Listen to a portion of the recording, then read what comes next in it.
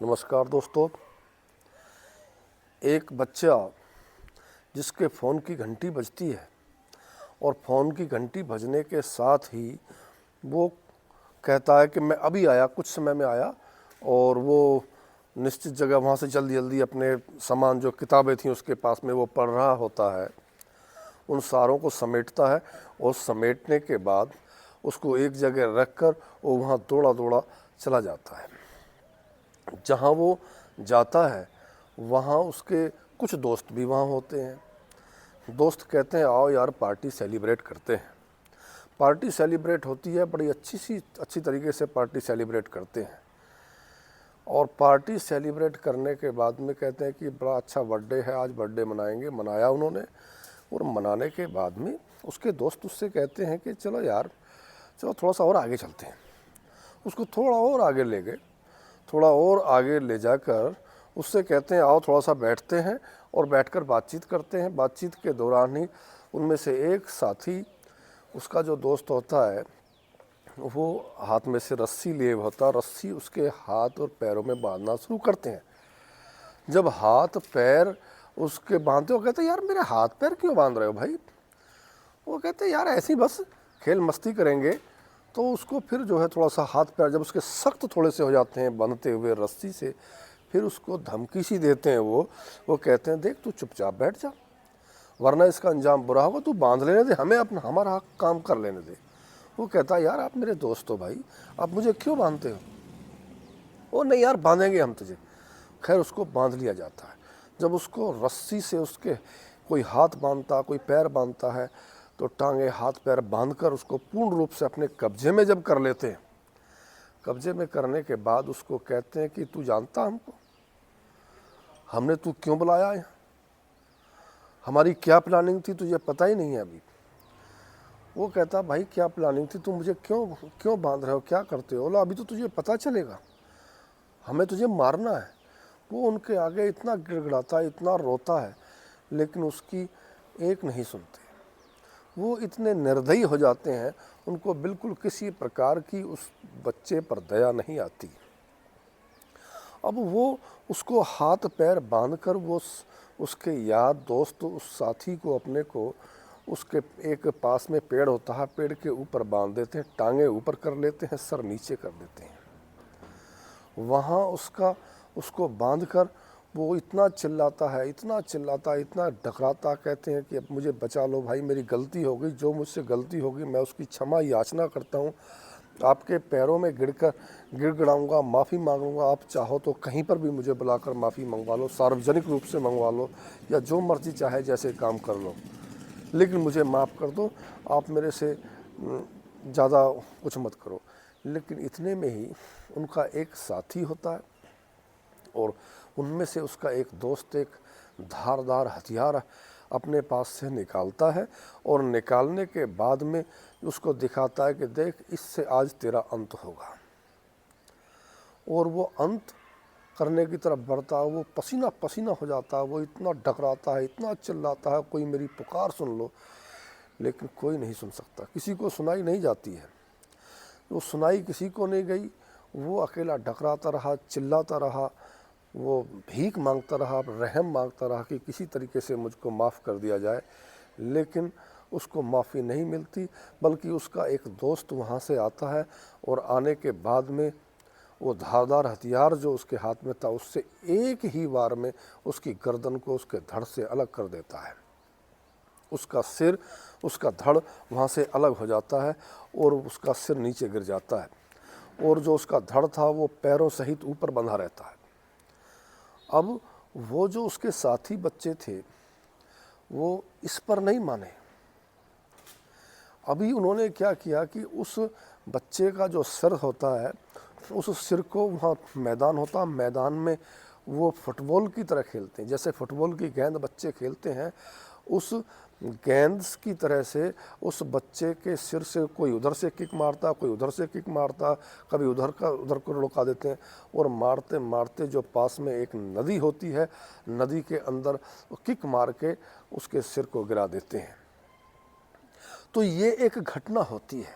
इस घटना को देखकर, ये घटना तो कुछ साल पुरानी है, लेकिन इस घटना को सुनकर जिसने भी ये घटना सुनी वो हैरान रह गया, और यहाँ तक कि अंतर्राष्ट्रीय मीडिया भी इस पर कवरेज करने के लिए पहुँच गया। उन्होंने काफ़ी सुर्खियाँ बटोरी। कब का ये मामला है, क्या मामला है, क्यों उन्होंने हत्या की, क्यों ऐसा किया, कौन थे, किसकी हत्या की, आखिर उस बच्चे की हत्या के पीछे वजह क्या थी, इन सारी बातों को जानने के लिए वीडियो के अंत तक ज़रूर बने रहिए। मैं आपको थोड़ा सा फ्लैशबैक की तरफ ले चलता हूँ। ये वाक़या ये शुरू होती है घटना 2010 से, और 2010 की घटना अब क्यों सुर्खियों में आई इसका भी पता मैं बताऊंगा। ये 2010 के अंदर एक परिवार होता है, और परिवार में एक बेटा है जिसका नाम आशुतोष। उसके पिता का नाम सुरेश होता है, आशुतोष घोरपड़े। उसके पिता का नाम सुरेश घोरपड़े होता है।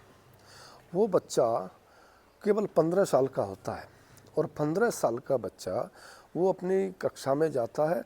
वो पुणे के एक उसके एक कॉलोनी में रहता है जिसको मंगलवार भी कहते हैं, मंगलवार पेठ भी कहते हैं। मंगलवार पेठ के अंदर वो परिवार रहता है। 5 मई 2010 को उसके बच्चा अपने घर में बैठा हुआ कुछ किताबें कुछ खिलौने से वो खेलता है। तभी उसके पास उसके कुछ दोस्तों का फ़ोन उसके पास आता है। वो कहता है, उसके दोस्त कहते हैं कि देख भाई तू अभिषेक, आज बड़ी अच्छी पार्टी है, आज अपने एक मित्र का बर्थडे है, और बर्थडे ये नेक आइलैंड जो रिवर साइड सोसाइटी है उसके पास बड़ी अच्छी लोकेशन है। जो रिवर सोसाइटी है, रिवर है, उसके पास में नदी होती है, तो वहाँ पर हम इस पार्टी को सेलिब्रेट करेंगे। वो इस बात को सुनकर वहाँ फूले नहीं समाता। वो कहता कि अरे मेरे साथियों का यार बर्थडे है। आजकल के बच्चे चले जाते हैं, कोई बर्थडे की पार्टी होती है, किसी के यार दोस्त का कोई फंक्शन होता है, बड़ी आसानी से चले जाते हैं। उसी बात को सारे खिलौनों को छोड़कर वो वहाँ से चला जाता है। वहाँ से चला जाता तब उसके साथ में ये घटना होती है। तब उसके दोस्त वहाँ मिलते हैं, और उसके साथी जो दोस्त थे वो वहाँ मिलते हैं, और मिलने के बाद में उसके साथ में इस घटना को अंजाम दिया जाता है, जो कि इंटरनेशनल मीडिया में बड़ा सुर्खियों में ये विषय रहा 2010 के अंदर। अब उसके दोस्त, अब वो घर नहीं आता बच्चा। जब वो घर नहीं आया तो यानी कि 6 मई 2010 को वो बच्चा जब घर नहीं लौटता, हर माता पिता को ये चिंता हो जाती है कि आखिर उसका बच्चा भाई कल घर से निकला है, आखिर गया कहाँ, चला कहाँ गया, अचानक से कहाँ चला गया, गायब कहाँ हो गया और अभी तक नहीं लौटा। उसने इधर आधर तलाश किया, उसके पिता ने उसको नहीं मिला। किसी जान पहचान को से पूछा, फ़ोन करके पूछा, कई लोगों से जानकारी इकट्ठा की, लेकिन नहीं मिला। आखिर उसने 6 मई को सुबह को उसने पुलिस में जाकर गुमशुदगी की रिपोर्ट लिखवाई। उनको बताया कि इस तरीके से मेरा बेटा अभिषेक घोरपड़े 5 मई दोपहर से गायब है, और उसका अभी तक कोई पता नहीं चला है। तो वो उससे बताते हैं कि भाई उसकी क्या पहचान है, किस प्रकार का है, कैसा है। वो चिन्ह उसके पिता सुरेश पुलिस को बताते हैं। पिता घर पर आ जाते हैं। तभी अचानक वहाँ से जो सोसाइटी होती है नेक आइलैंड के पास में सोसाइटी के कुछ लोगों ने वहाँ नज़दीक के पेड़ पर किसी की निगाह पहुँचती है। वहाँ जाकर देखते हैं यार पेड़ पर कुछ टंगा हुआ है। जब कुछ लोग वहाँ उस पेड़ के नज़दीक पहुँचे तो वहाँ का दृश्य देखकर वो डर गए, हैरान रह गए। एक ऐसा विभत्स दृश्य था कि जिसको देखकर हर एक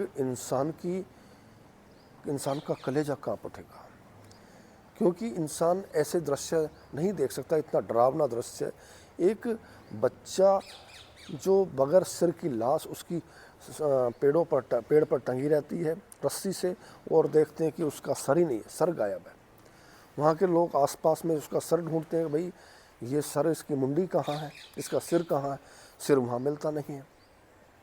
वहाँ के कुछ लोगों ने पुलिस को सूचना दी।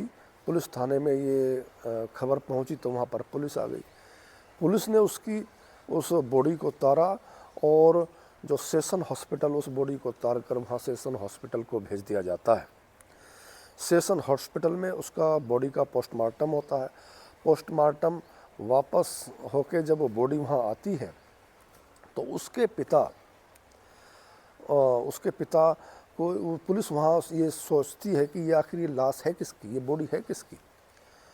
तब वहाँ आसपास में सूचना फैलती है कि भाई कहीं ऐसा तो नहीं कोई केस किसी पुलिस में, किसी थाने में, किसी चौकी में ऐसा आया हो कि कोई गुमशुदगी का केस हो, किसी ने कोई रिपोर्ट लिखाई हो।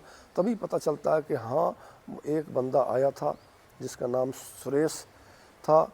सुरेश घोरपड़े ने अपने पुत्र की गुमशुदगी की यानी कि अभिषेक घोरपड़े की गुमशुदगी की रिपोर्ट थाने में दर्ज कराई है।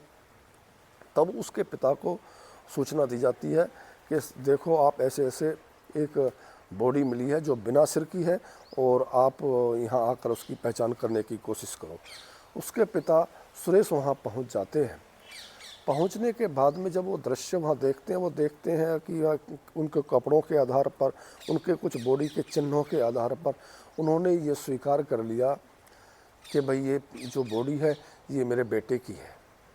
लेकिन दिक्कत ये थी कि बेटे की बॉडी है और वहाँ हाहाकार मच जाता, परिवार में वो चीखाकार मच जाता कि आखिर उनका बेटा ख़त्म हो गया। रिश्तेदार आ गए, दोस्त उसके और भी मिलने वाले आ गए, सोसाइटी के लोग। अब वहाँ सवाल ये खड़ा होता है कि चलो वो ख़त्म हो गया, किसने इसका मर्डर कर दिया इस बच्चे का, लेकिन उसका सिर कहाँ गया? सिर को कौन ले गया? सिर क्यों नहीं मिल गया? ये सवाल पुलिस के आगे भी था। अब पुलिस कहती है कि इस बॉडी को आप स्वीकार करो और स्वीकार करने के बाद इसका अंतिम संस्कार कर दो, जो अपने रीति रिवाज के हिसाब से होता है। लेकिन सुरेश वो इस बात को कबूल नहीं करता। वो कहता कि मैं तब तक अपने बेटे का अंतिम संस्कार नहीं करूँगा जब तक उसका सिर नहीं मिलेगा। पहले उसका सिर ला कर दो और सिर लाने के बाद ही मैं उसका अंतिम संस्कार कर पाऊँगा। वो इस बात की जिद कर लेता है कि मैं उसको लेने से मना कर देता है बॉडी को। पुलिस परेशान हो जाती है। पुलिस अपने तरीके से छानबीन करती है, लेकिन पुलिस को कोई सुराग नहीं मिलता। आखिरकार पुलिस के अधिकारियों द्वारा, समाज के प्रतिष्ठित लोगों के द्वारा उसके पिता सुरेश को समझाया जाता है कि देखो भाई, पुलिस अपनी जगह प्रयास कर रही है, लेकिन आप इस चीज़ के लिए क्यों देर कर रहे हो? जो अंतिम संस्कार जो आपके करने का काम है वो करो। आखिरकार वो इस बात को उसका पिता स्वीकार कर लेते हैं और 9 मई 2010 को उस बॉडी को वो ले लेते हैं और लेने के बाद में उसका अंतिम संस्कार किया जाता है उसके पिता द्वारा। लेकिन पुलिस के सामने अब भी सवाल था कि इसकी बॉडी तो मिल गई, लेकिन आखिर ये गया कहाँ और इसका सिर कहाँ गया और सिर कहाँ गया और इसको मारने वाले है कौन और उसने क्यों कत्ल किया? ये सवाल अभी भी पुलिस के सामने थे। जब पुलिस अपनी तरीके से तफ्तीश करती रहती है, लेकिन पुलिस को कोई क्लू हाथ में नहीं लगता। लेकिन 2.5 या 3 हफ्ते बाद एक उस सोसाइटी के बाहर में जो वहाँ का गार्ड होता है, सुरक्षा गार्ड, वो टहल रहा था। कदमी करते हुए उसको मालूम पड़ता है कि कुछ दूर पर कुत्तों के भौंकने की आवाज़ होती है। कुत्ते इकट्ठे होते हैं और वो कुत्ते आपस में लड़ते हैं। तो कुत्तों को भगाने के लिए वो गार्ड वहाँ जाता है कि शोर मचा रहे हैं। वहाँ देखकर वो डर जाता है। वहाँ देखता है कि एक कटा हुआ सिर वहाँ पर पड़ा हुआ है, जिसकी पहचान करना मुश्किल हो रहा था। वो डर जाता है। डरने के बाद तुरंत वापस आता है और वापस आकर कुछ कॉलोनी वालों को बजाता है, सोसाइटी वालों को, और वो पुलिस को फ़ोन सारे लोग करते हैं और तुरंत ही कुछ ही देर बाद पुलिस वहाँ पर पहुँच जाती है। वो कटे हुए सिर को पुलिस अपने कब्जे में ले लेती है और कब्जे में लेने के बाद में फिर उसकी शिनाख्त उसके पिता के द्वारा कराई जाती है। पिता उसको कहते हैं कि हाँ, ये मेरे बेटे अभिषेक का ही सिर है। लेकिन सिर मिल गया। सिर मिलने के बाद में उसका सिर का भी उन्होंने अंतिम संस्कार किया। लेकिन अभी भी सवाल ये था कि आखिर वो उसका कत्ल किया किसने और क्यों किया? ये दोनों बातें अभी भी पुलिस के और उसके परिवार के वो कहता है कि उसका पिता सुरेश कहता है कि चाहे कुछ भी हो, लेकिन मेरे पिता के कातिलों का पता अवश्य चलना चाहिए। वो कातिलों की तलाश में पुलिस तफ्तीश करती है। पुलिस को पता चलता है जब उसके पिता से पूछताछ करती है कि कैसे घर से गायब हुआ, क्यों हुआ, सारी चीज़ें वो छानबीन करने के लिए, इंक्वायरी करने के लिए वो करते हैं। तब उसको पता चलता है, तब पुलिस को कॉल रिकॉर्ड देखती है उसके बच्चे की, फ़ोन उसके हाथ में, पुलिस के हाथ में पड़ता है और उसका फ़ोन देखती है। फ़ोन से पता चलता है कि किसकी कॉल आई थी और कहाँ जा सकता हूँ। जब फ़ोन को कब्जे में लिया, उसकी कॉल डिटेल निकाली तो कॉल डिटेल से पता चला कि उसके किसी दोस्त ने उसको फ़ोन किया और दोस्त उन्होंने बताया कि हाँ शायद किसी का फ़ोन आया था। उसके पिता ने कहा और फ़ोन को सुनकर ही वो घर से गया। तो वो उसके दोस्त देखते हैं कि किसका फ़ोन आया था। जब किसका फ़ोन आया तो पता चलता है कि उसके 3 दोस्त होते हैं। 3 दोस्तों ने उसको फ़ोन किया, तफ्तीश की, तब उसको पुलिस पता निकालती है कि किसके नाम से फ़ोन है, कौन इसके दोस्त हैं। तब उस पुलिस को सारा मैटर क्लियर हो जाता है और वो तीनों उन बच्चों को गिरफ़्तार कर लेती है। 3 बच्चों में 2 बच्चे तो 15 साल के हैं जो नाबालिग होते हैं और एक जो 18 साल का उसमें होता है वो बालिग हो जाता है। जो 18 साल का बच्चा होता है उसको संबंधित धाराओं पर केस दर्ज करने के बाद उसको जेल भेज दिया जाता है। लेकिन जो दोनों बच्चे जो 15 वर्ष के थे, जो उस बच्चे की हम उम्र के थे, उनको बाल सुधार गृह में पुलिस भेज देती है। वो दोनों बाल सुधार गृह में भेज देते हैं। अब उनसे जब कड़ाई से उन बच्चों से पूछताछ की गई कि भाई आखिर ये बताओ कि आपने इस विभत्स घटना को, इस ऐसी खतरनाक घटना को अंजाम क्यों दिया, क्यों उस बच्चे को, अपने साथी को आप लोगों ने मारा। तब उनको पता चलता है, जब कड़ाई से पूछताछ पुलिस ने की, तब वो बच्चे बताते हैं कि हमारा तो कोई मैटर नहीं था, मैटर तो छोटा सा था, केवल ये वाकया बताते हैं कि ये 2009 का था। 1 साल पीछे पहुँचते हैं कि जो मेरे साथी तीनों दोस्त होते हैं, इन्होंने 11 अप्रैल 2009 में जो रिपोर्ट लिखवाई गई थी वो केवल एक मारपीट की रिपोर्ट थी। और मारपीट की रिपोर्ट का बदला लेने के लिए कि इसने आखिर हमारे साथ में ऐसी रिपोर्ट क्यों लिखवाई, हमको क्यों बदनाम करवा गया, उसका बदला लेने के लिए उन तीनों ने इस घटना को, जो पूरी दुनिया के अंदर चर्चा का विषय बनी, सोशल मीडिया में, सारी मीडिया में, इंटरनेशनल मीडिया में भी चर्चा का विषय बनी, वो केवल इतनी सी वजह थी कि केवल इतनी सी बदला लेने के लिए एक बच्चे का सिर धड़ से अलग कर दिया। और सिर धड़ से अलग करने के बाद यहाँ नहीं रुके, बल्कि उसके सिर को पैरों से रौंदा गया, एक फुटबॉल की तरह उसके सिर से खेला गया। वो घटना केवल इतनी थी। अब इसके बाद में पुलिस उन तीनों अभियुक्तों को पकड़ लेती है। दोनों में से 2 को बाल सुधार गृह में भेजती है और एक को, जो 18 साल का होता है, उसको संबंधित धाराओं के तहत उसको जेल भेज देती है। अब ये दोनों की जो बाल सुधार गृह में थे, दो बच्चे 15 साल के लगभग होते हैं, उनको कुछ दिन बाद जमानत मिल जाती है। अब ये जो वाकया है ये 2010 का है, लेकिन 2010 का वाकया अब क्यों सुर्खियों में फिर दोबारा से आ गया, इसके पीछे भी एक कहानी है। अब ये कहानी आगे बढ़ती, जब दोनों की जमानत मिल जाती है तो 2023 के अंदर पुणे के अंदर भी एक बड़ा हिस्ट्री शीटर बदमाश होता है जिसका नाम नितिन मुदके होता है। नितिन मुदके का कत्ल मंगला टाकिज के पास किया जाता है। अब वो कत्ल उसका हो जाता है, वो ख़त्म हो जाता है, उसका अंतिम संस्कार हो जाता है, संबंधित धाराओं में मुकदमा दर्ज हो जाता है। लेकिन पुलिस तहकीकात करती है।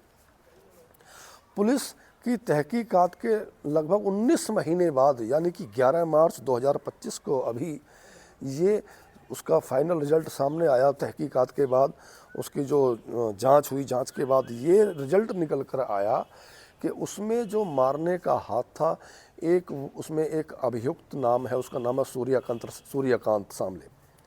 सूर्यकांत नाम जो है वो वही नाम है जिसने 2010 के अंदर वो जो 2 बच्चे थे, उन्होंने उसका मुंडी कत्ल किया था, उसको अपने दोस्त को मारा था, उसकी मुंडी से खेले थे, जो 2 नाबालिग थे, उनमें से एक का नाम सूर्यकांत होता है। जो बाल सुधार गृह में सुधरने की बजाय वो और बिगड़ जाता है और वो एक गैंगस्टर की गैंग में, यानी कि पंडित गैंग में, जो पुणे में प्रसिद्ध होता है, उसमें शामिल हो जाता है।